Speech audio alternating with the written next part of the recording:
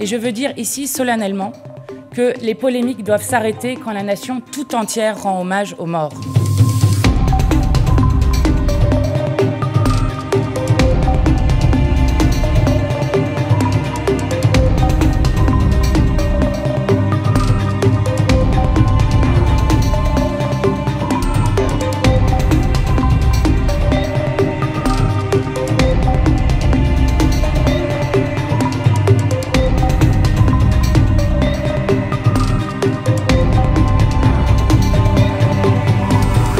Nous avons été invités à cet hommage national par le président de la République.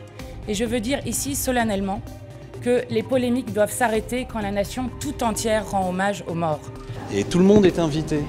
Et je rappelle aussi qu'un hommage, par définition, c'est parfois aussi se rassembler avec des gens dont on ne partage pas beaucoup de choses, mais on se dit sur cette question-là, on est là.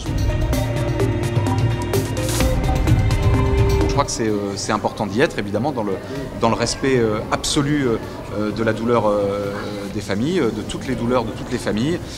Et je crois que personne ne doit instrumentaliser politiquement ce moment de recueillement. Je rappelle que l'histoire de l'antisémitisme a quand même été portée par un autre bord politique et qui n'a jamais été contesté lors de cet hommage. Enfin, le Rassemblement national a maille à partir depuis maintenant de nombreuses années avec un antisémitisme systémique et structurel.